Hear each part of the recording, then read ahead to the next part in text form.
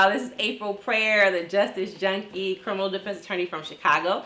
And this is our inaugural episode of Holding Court. So these aren't podcasts. They're not just video interviews. It's something wholly different that we are creating, co-creating with my guest here, which I'm very excited to have aboard. So what prompted this was I did a video a couple weeks ago on mental illness and calling 911. Now, I never said don't call 911, but I said you might want to pause and consider 4 things before calling 911. And I didn't want to just put that out in a vacuum and not be responsible and follow up with a true mental fitness warrior, which I have with me today, and I'm going to tell you what it is Erika has been up to. But first, Erika and I have known each other since high school. We both went to St. Ignatius College Prep in Chicago, so yeah, we're a little bit snobbish, bougie. But and she was the it girl then. She was the class president. She was the cheerleader. She was the only child who was excelling in everything she did. And she went on to an amazing school, went on to Stanford, and now she's doing screenwriting. But more importantly, is she is really in the trenches every day, bringing awareness to mental health and mental health issues and mental illness.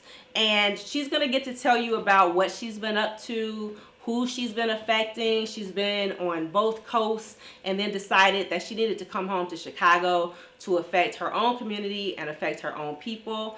And part of that has led her to working with Chicago police to educate them. So she has a fascinating story. And what I love most about Miss Erika J, Kendrick, is that she doesn't put herself in a box. She didn't decide to settle for one career and pass up on all of her other talents. She found a way to kind of make it all work, found a way to have a synergy to her life. And with that, drum roll, please, Miss Erika Kendrick. Thank you so much for joining us today.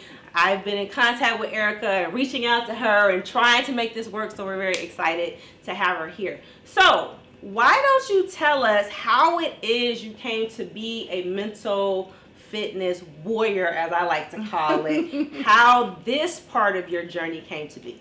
So first of all, thank you for having me. I love the work that you're doing. I've known you forever and you've always been a rock star. But now to put it out to millions and educate folks around staying alive, I think that's a game changer. So I'm so happy, privileged, honored to be here.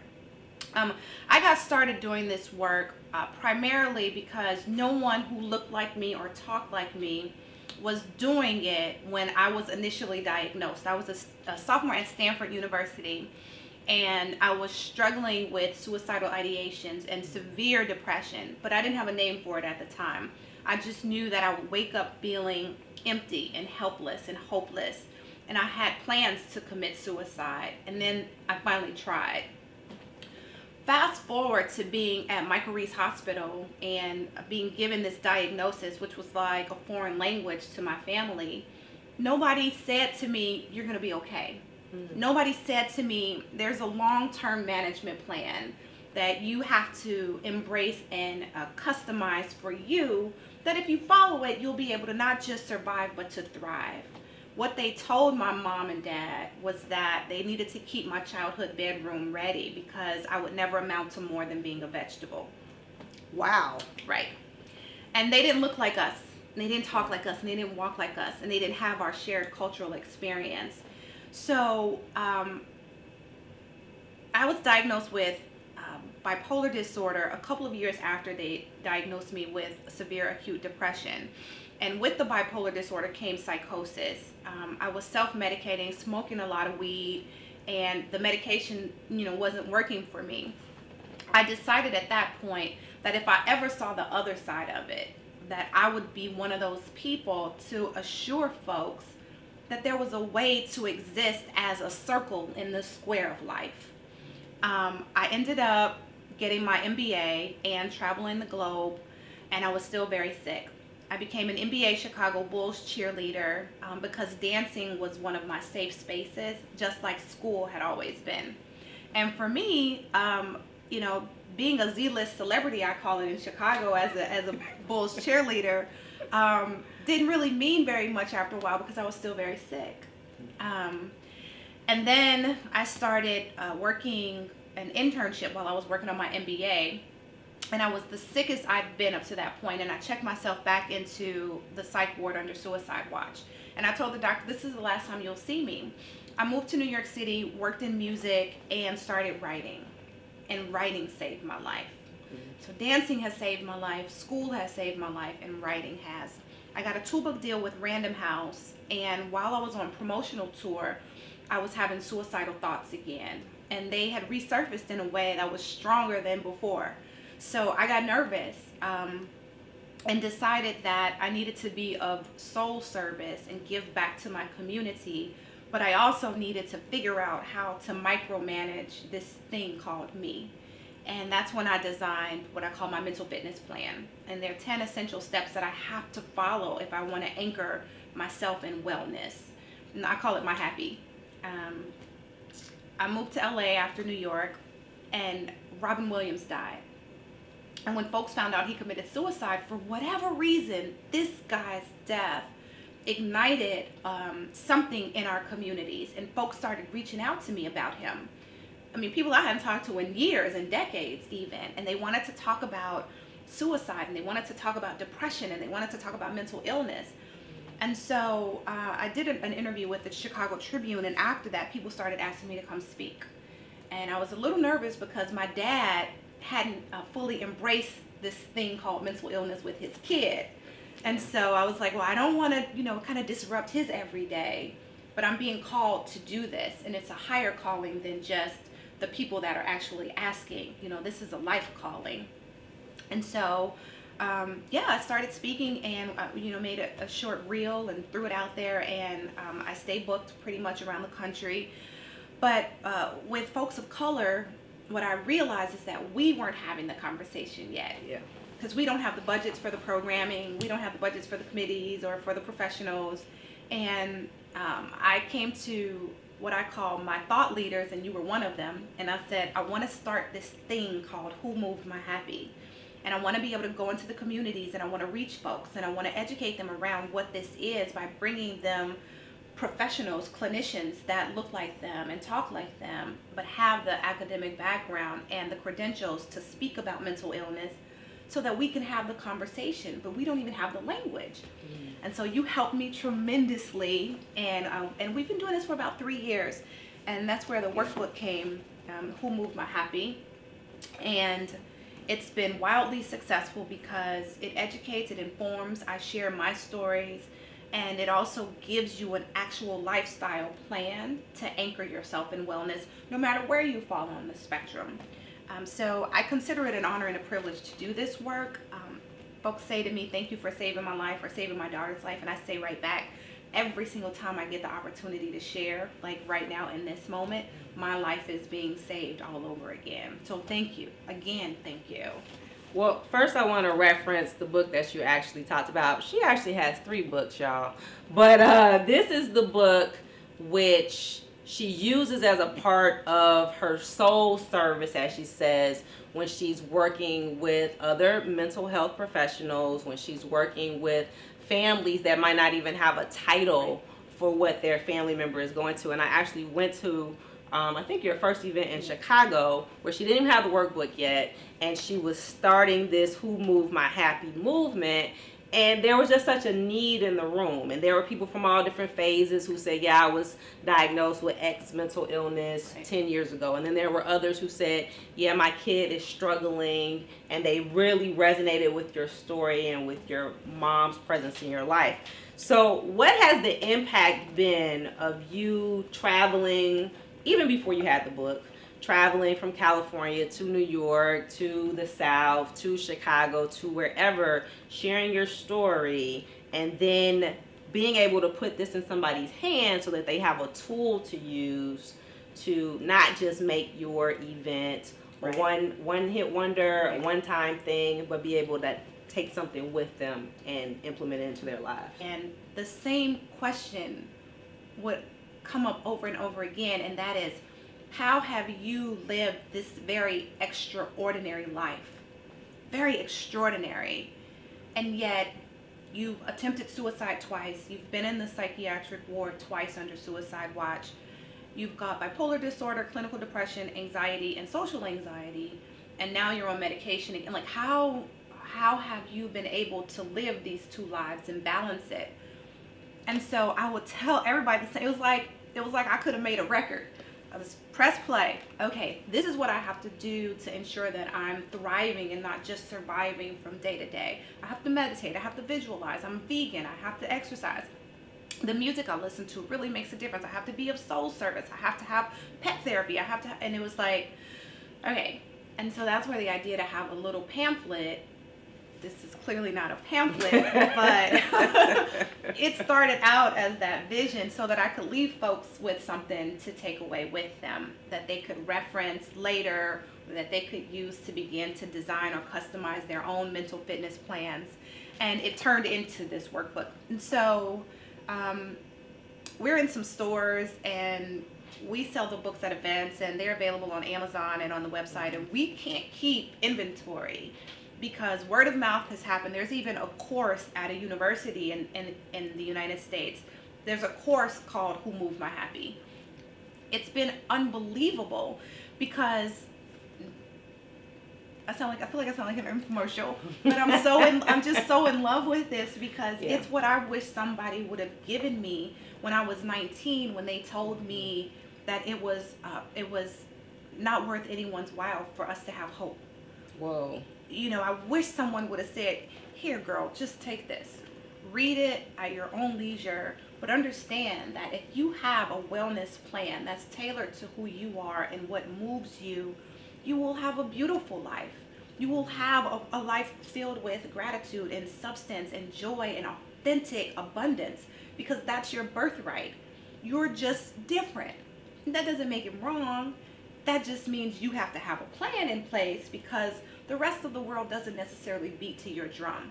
That's before we found out that 60 million people in the world suffer from depression. Okay, that's before we found out truly that 1 in 4 Americans in this moment is dealing with a mental health challenge. Like in this moment, not in their lifetime. And black and brown folks, we don't report. So the numbers are actually like 1 in 3, or if you leave it to me, I would bet every other person is dealing with some sort of mental health challenge. And the spectrum is vast. So it could be something small, or it could be something as severe as some of my stuff, some of my crazy. You know what I mean? So having this for folks who haven't been diagnosed has been a game changer for them because they can still wrap their arms around designing a plan that will ensure their wellness. But in the back, this is the second edition, I had to add a section called Brain Pain Disorders that lists the 4 most common mental illnesses, the signs, symptoms, causes, and the treatment options. And this is all from like NAMI, the National Alliance on Mental Illness, one of our partners. The reason is that just because you haven't been diagnosed doesn't mean that you don't know something's not right. Yes. And so it gives you an opportunity to engage with these things and then get some language so that you can then step out and ask for the help that you need. Well, what excited me the most was, and I mean, we talked like, you had already started speaking, but you didn't have the book. You didn't have a name for it. And what excited me the most is that I immediately knew that you were doing life-saving work. Mm-hmm. Immediately. I didn't care if you talked to 3 people or you talked to a room of 3,000 people. I knew that somebody would leave that room changed, like you said, whether they're diagnosed or they're not diagnosed. And so that's why it particularly excited me when I saw your post saying that you were going, you had some badge up talking about you going to talk to Chicago police. And so I immediately knew what that was about because unfortunately during my journey, I've learned that, and this was years ago, so this number may have changed. I did a trial where a young man was attempting suicide. Mom called for help. He happened to be Puerto Rican. The stepdad was black. It's all significant because I think we get treated differently in these situations. They called for help. Mom specifically asked for mental health professionals. She called a mental hospital first. Then she called for paramedics. Instead, Fast forward, not very far into the visit, her son ends up being tasered and shot to death. Right. And what I learned during that trial is that the average at that time, and that was probably about 7 or 8 years ago, so I'll add that disclaimer, that the average police officer received a whopping 2 hours of mental health training, and that included everything from bipolar to depression to schizophrenia, and they lumped in autism there and any other PTSD. Exactly. Yeah. And they got that training, and they were not taught to de-escalate the situation. They were mostly taught to respond with force. Now, those numbers may have changed in the last decade, but to think that that was the national average, that wasn't Chicago police, that was the national average. Chicago police actually got a little bit more. So when I saw that you were going to speak to Chicago police, I was excited because I thought that that might change. Right. So if you could tell us about what it is that you have specifically been doing with not only Chicago, I know you've been working with other departments, and you got something coming with the military, which is amazing, suicide prevention. But if you could tell us specifically what you've been doing to educate and train law enforcement, and how Who Moved My Happy fits into that. Yeah, so it's terrifying to think that someone with a severe mental illness like me would be in crises and have to fear for my life when 911 was called. So there's a program, it's a training program, it's called CIT training, Crises Intervention Team Training. And right now it's on a volunteer basis, it's not mandatory. I ideally love to see that every cadet goes through that, and then every officer, and then every sergeant, lieutenant, the gods of the, right, you know, that everybody has to have this training. But I can say that I've been doing this for 2 years now, and almost weekly I'll speak to a room full of officers as well as 911 operators and sometimes social workers and working in various capacities around the city. And what we do is it's through NAMI, and they have networks or chapters all over the country. And Chicago specifically goes into the police academy and works with not just cadets, but with officers who are on the streets who want to be considered a crises intervention trained officer. And they go through a week-long session where they learn how to de-escalate folks who are in crises when they show up for the call. They learn what mental illness is. They learn signs, symptoms, causes. They learn treatment options. They learn from my mom, who's one of the volunteers, who speaks about what it's like to care give someone with a mental illness. And then they learn from folks like me who are mentally ill and who are not in crises and who are able to articulate and educate based around what our own experience has been living with our illnesses. So they get that, and they do role play with folks who are mentally ill, and they set up various scenarios, which are the most common scenarios for them when they're called out. So it's relevant, it's necessary, it's impactful, and it's powerful. I cannot tell you how many times officers will say after the fact, I use these de-escalation tactics immediately, like the following week or the next month or within the next, because so many people are dealing with mental health crises and don't necessarily know to label it as such. So if the operator can piece that together, then the operator reaches out to the CIT officer. But one of the things that we educate people around when we do our speaking for Who Moved My Happy, or if I'm speaking one-on-one with folks, or if it's a NAMI event, is ask for a CIT officer when you call if it is mental health related.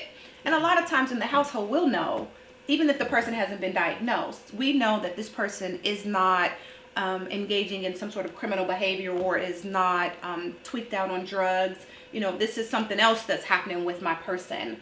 And so instead of them coming in with force, using the other skill set that they have, I would love for an officer to come in who's been trained around how to deal with someone who's having a mental health crisis. That literally is saving lives right now. Because unfortunately, without that training, they're also coming in trying to protect their own lives. And I get that. But there's a different way to approach people who are in a mental health crisis. And we're doing our very best at this point to educate the officers around that. We will be able to look back and say, because of these efforts over the last X amount of years, we've had crises handled in a way that's life-saving instead of life-ending by this percentage. I believe that in my heart because I'm out there doing the work and I hear the officers. But then on the flip side, which makes me feel really good, I'm not going to cry, is that they'll tell me they are able to use it in their lives with their loved ones. Yes. Because as we educate them, they quickly say, that's my daughter, or that's my spouse, or that's my mother or my grandmother. And before this, I had no idea what to label that or what language to use around that. And so they're then able to save their own family's lives, And that's not something I saw happening when I went in for day one. But because mental illness impacts 1 in 4, if I just go by the statistic, then it's not a police officer, a person's in crises issue. It's not a rich people, poor people, black people, white people. It's a human issue. Mm-hmm. And this is something that we all need to understand, embrace, educate ourselves around so that we can save one another. And the thing is, even if you're not one of the 1 in 4, your family member probably is. Statistically. Your child is. Statistically. Your spouse is. Yeah. And we are putting Band-Aids on this problem and not addressing it head on. So that's why your work, to me, is so exciting. Because I've literally had clients walk in the door, their family members walk in the door, who, like I said, the one individual who was killed, another one who was shot 6 times, almost exactly the same scenario. Another one who was trying to help the loved one who was ill, trying to restrain them and stop them from hurting themselves, and they end up being arrested. Right. So the work you're doing is life-saving, even if you don't see it physically with your eyes every day, and even if you don't get these testimonials from officers coming back to you, you got to know that what you're doing is important. And I wish we had more time. I'll be back. She's doing so many things. Like she said, she has a book deal with Random House, and she's a screenwriter, and she's up to so many things. But I definitely wanted you to touch on what you're doing with Chicago Police. But on the last note, if there's somebody out there watching this, and they haven't been diagnosed, but they know something's not quite right. And they know that their behavior maybe at 29 is a little bit different than it was at 19, or a loved one sees this in their family member. What advice do you have to give to them? Well, that's a beautiful question. If it's them or someone that they love, the first thing is to seek help. We can sit back all day and speculate around what's going on, but if we don't use the resources available to go and get it checked out and then design a long-term management plan around it, whatever it is, then we're not doing our loved one or ourselves the service that we should as a loved one. The reality is that if someone said, I think you have cancer, you think I have cancer.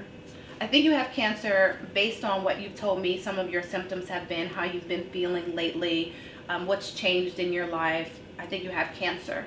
You're not going to look back at me or at someone else and say, no, I don't. That's not me. That's impossible. You're going to call your doctor. Mm-hmm. You're going to call your doctor. What we're talking about is the brain. You have tooth pain, you have back pain, knee pain, all of which you're going to see a specialist for. But brain pain, for some reason, we will not embrace it and take care of it in a way that can be life-saving. The brain, the most vital organ in our bodies. And we shove it away, we push back, we say, no, not us, not me, not my child, not my mother. That doesn't affect, that's a white people's thing. I can't tell you how many times I've heard that. That's a weak people's thing. No, it's a human thing. The brain is an organ and it can get sick. And then a lot of folks will say, well, where do I go get help? What does that even mean? Because budgets are being cut in our communities and programming is being stopped. And so how do I go get help? Well, I say, see your primary care physician. Like, start there. If you have a doctor, make an appointment. You can go to your doctor to talk about mental health concerns. They don't have to all be physical concerns. And then the doctor will give you a referral. If you don't have a doctor, I say call NAMI. And if you don't want to call or you can't remember, NAMI.org.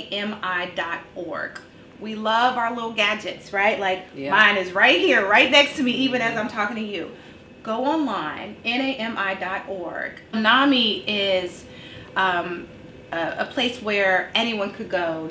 And when I tell you they've got so many resources, they can tell you where you can go if you have insurance, if you don't have insurance, what kind of services are available to you. They can tell you, they have their own programming. That is, I would say, like if there were an award for best programming, they should win it.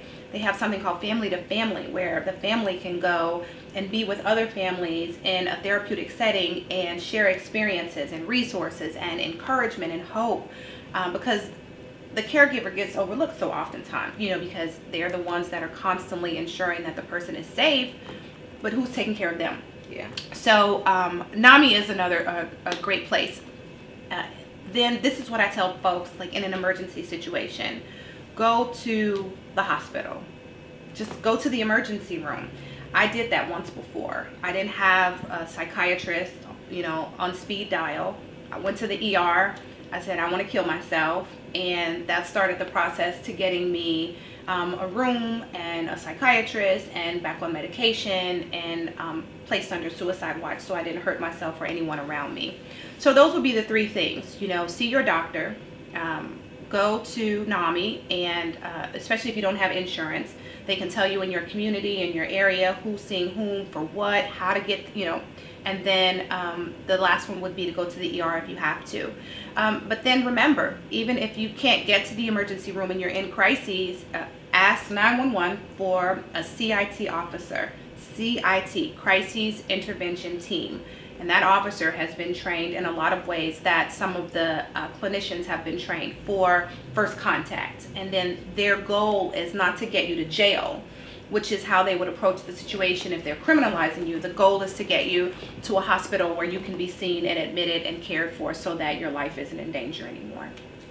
Well, I'm so happy that you were my very first guest. Yeah, congratulations. As I foray into this Oprah land. So, but no, seriously, this is such an important topic because you touched on it at the end, that oftentimes the mentally ill are criminalized. And so if you're calling 911, they're looking for someone to arrest.